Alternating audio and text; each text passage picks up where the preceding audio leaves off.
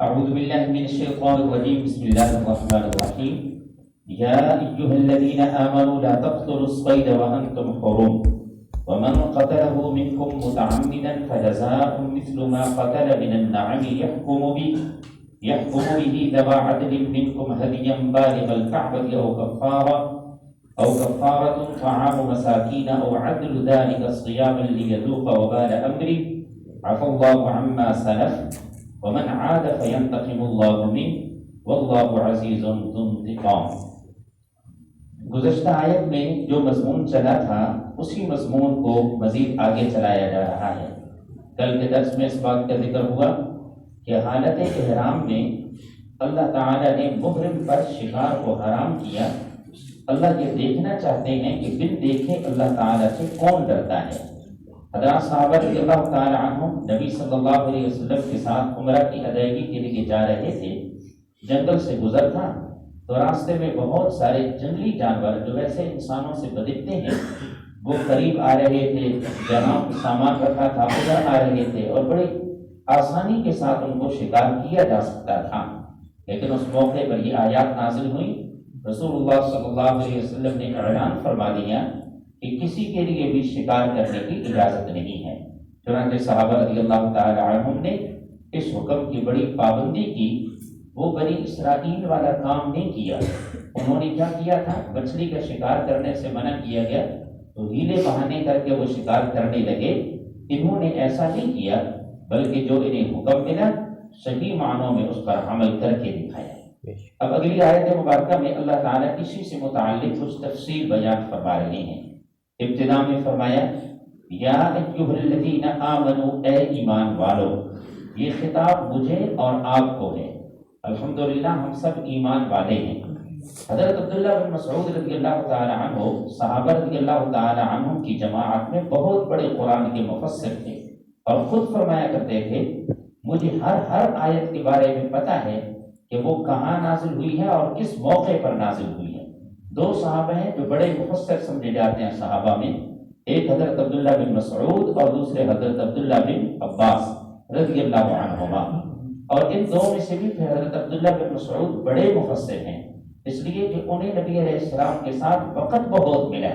ابتدا میں مکہ مکرمہ میں یہ مسلمان ہو گئے تھے، مکی زندگی میں بھی آپ کے ساتھ، مدنی زندگی میں بھی آپ کے ساتھ، جبکہ عبداللہ بن عباس رضی اللہ تعالی عنہما نبی صلی اللہ علیہ وسلم کے ساتھ انہیں وقت کم ملا۔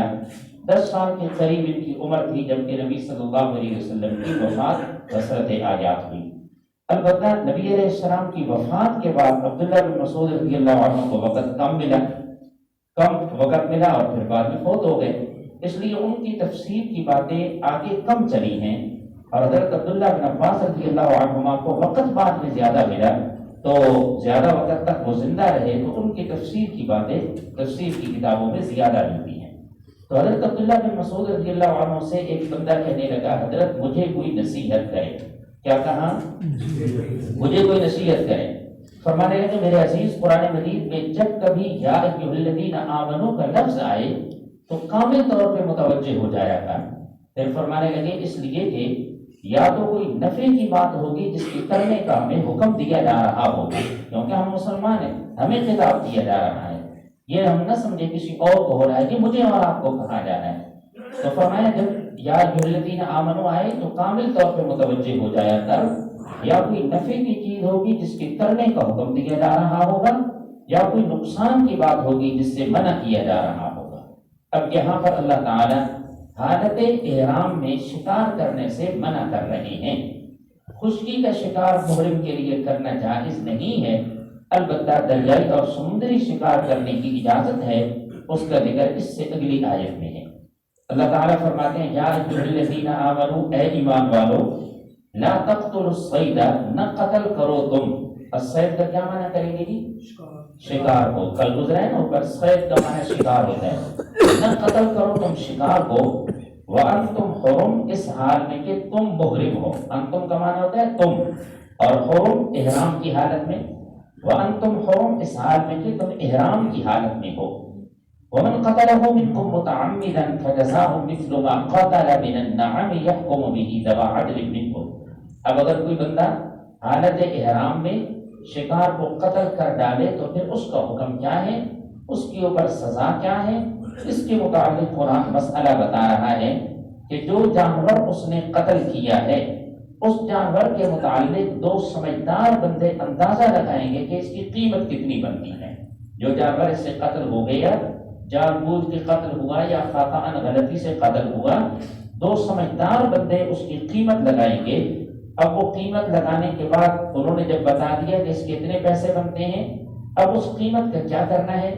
اگر اس قیمت سے جانور خریدا جا سکتا ہے تو جانور خریدیں گے اور اسے حرم کی سرزمین میں ذبح کیا جائے گا، فقراء غرباء کو اس کا گوشت کھلا دیں گے۔ یا دوسری صورت یہ ہے کہ جتنے پیسے بنتے ہیں وہ قیمت اس کی، جس جانور کو اس نے قتل کر دیا اس کی جتنی قیمت بنتی ہے وہ قیمت کفارے کے طور پر فقراء میں تقسیم کر دی جائے گی۔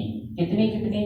جتنا صدقۃ الفطر ایک بندے کا بنتا ہے، پونے 2 سے اتنے اتنے ہر مسکین کو وہ دے دیں گے، اس طریقے سے تقسیم ہو جائے گا۔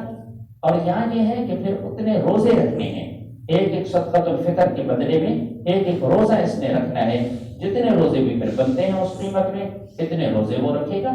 اللہ تعالیٰ فرماتے ہیں یہ سزا اس لیے نازل کی تاکہ یہ بندہ اپنے کام کی سزا چکھے۔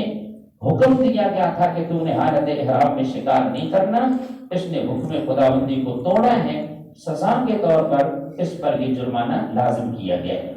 اللہ تعالیٰ فرماتے ہیں ومن قتلہ، اور وہ شخص جو قتل کر دے اس شکار کو، منکم تم میں سے، متعمدن جان بوجھ کر، فجزاء مثل ما قتل، کچھ وہ بھی ہیں کہ جن کے بارے میں آپ صلی اللہ علیہ وسلم نے اجازت دی ہے، سانپ ہے اگر نظر آ جاتا ہے حرم کی سرزمین میں مارنے کی اجازت ہے، سانپ ہے، بچھو ہے، چیل ہے، اس قسم کی چیزیں جو نقصان پہنچانے والی ہیں ان کے متعلق اجازت دی گئی کہ ان کو قتل کیا جا سکتا ہے۔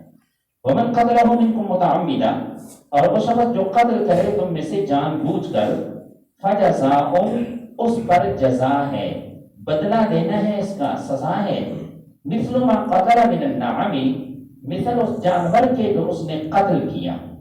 نعم جانوروں کو کہا جاتا ہے، نعم، نون پہ زیر ہو نا، نعم اس کا معنی نیمتے ہوتا ہے، لیکن یہ نون پہ زبر ہے، اس کا معنی ہے جانور۔ یحکم بھی، جو جانور اس نے قتل کیا اب اس کا مثل اس نے دینا ہے۔ یحکم بھی، مثل سے مراد یہاں پر قیمت ہے، امام ابو حنیفہ رحمہ اللہ کے نزدیک۔ یحکم بھی، اس کا فیصلہ کریں گے، ذوا عدل منکم، دو عدل والے، دو انصاف والے، دو تجربہ کار بندے، منکم تم میں سے۔ اب قیمت کا جب انہوں نے فیصلہ کر دیا، اس قیمت کو آگے کیا کرنا ہے اس کے بارے میں قرآن 3 صورتیں بتا رہا ہے۔ ہدیم، نمبر 1 صورت، قربانی ہو، بالغ الکعبہ، جس کو پہنچایا جائے کعبے تک۔ بلغ یبلغ اس کا معنی ہے پہنچانا، بالغ الکعبہ معنی کرے کہ کعبے تک جس قربانی کو پہنچایا جائے، یعنی حرم کی سرزمین میں اس کو قتل ذبح کیا جائے۔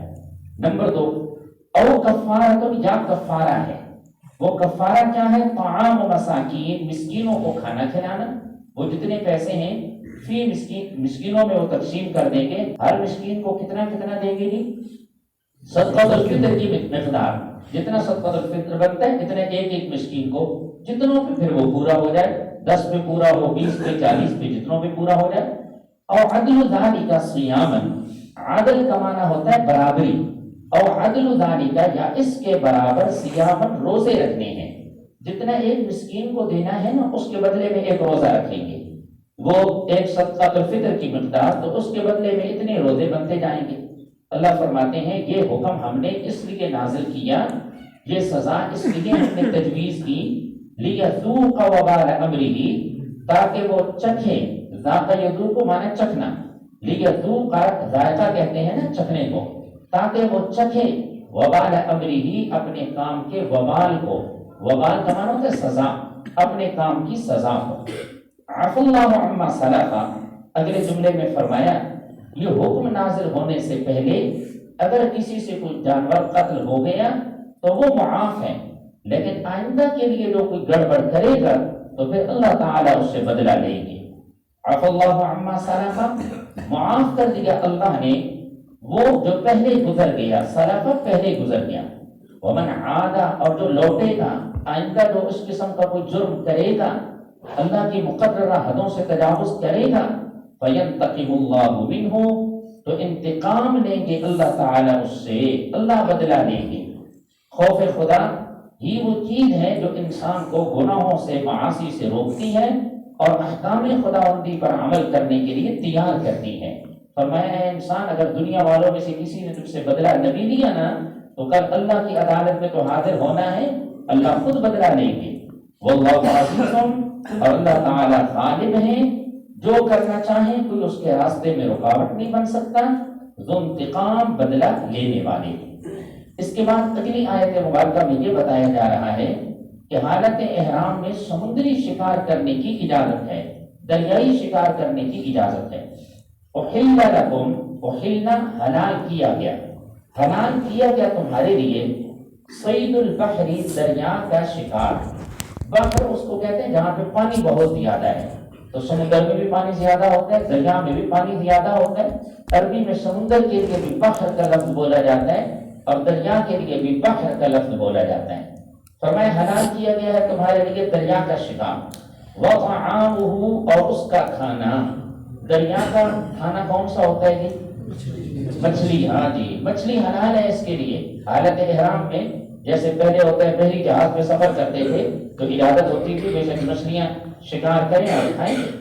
متاع لکم، اللہ فرماتے ہیں یہ اجازت دی گئی، اس کو حلال کیا گیا تمہارے نفع کے لیے، متاع لکم تمہارے فائدے کے لیے، وللسیارہ اور مسافروں کے لیے کہ لمبا سفر کر رہے ہیں، کھانے کا اور کوئی انتظام نہیں، پانی پانی ہے، کئی کئی دن وہاں پہ لگ جاتے تو اجازت تھی کہ وہاں سے وہ مچھلیوں کا شکار کر لیں۔ لیکن وحرم علیکم اور حرام کیا گیا، حرام کیا گیا تمہاری اوپر صید البر خشکی کا شکار، اوپر بحر تھا نا دریا کا شکار، بر خشکی کو کہتے ہیں، خشکی کا شکار۔ تم حرما جب تک رہو تم احرام کی حالت میں۔ حرم کا کیا معنی آتا ہے؟ احرام کی حالت۔ دیکھیں نا آیت جہاں سے شروع ہوئی وہاں پر بھی یہ لفظ آیا، یا ایھا الذین آمنوا لا تقتلوا الصید وانتم حرم۔ حرم کا کیا معنی کیا تھا؟ تم احرام کی حالت میں ہو۔ جی یہاں پہ ہے جب تک تم رہو احرام کی حالت میں۔ آخر میں پھر سمجھایا اے انسانوں یہ جو قوانین ذکر کیے جا رہے ہیں اس پہ عمل کرو، اللہ سے ڈرو، آخر اللہ کے سامنے تم نے حاضری دینی ہے۔ گڑبڑ کرو کہ دنیا والوں نے نہ بھی پوچھا تو کل اللہ تو تم سے پوچھیں گے۔ واتقوا اللہ اور تم اللہ سے ڈرتے رہو، الذی الیہ تحشرون وہ ذات جس کے سامنے تم جمع کیے جاؤ گے۔ اسلام یہ جامع اور ایک کامل مذہب ہے اور اللہ کا شکر ہے جس طرح کا مذہب اللہ نے ہمیں دیا ہے اسلام، اس طرح کا مذہب کسی کے پاس بھی نہیں ہے۔ اسلام صرف نماز روزہ حج زکوٰۃ یہ چند مسائل نہیں بتاتا بلکہ زندگی میں پیش آنے والے جتنے مراحل ہیں ہر موقع پر اسلام ہماری رہنمائی کرتا ہے۔ اللہ تعالیٰ سب کو حج اور عمرے کی سعادتیں نصیب فرمائے۔ اس موقع پر اس قسم کے مسائل کی بھی ضرورت پڑتی ہے۔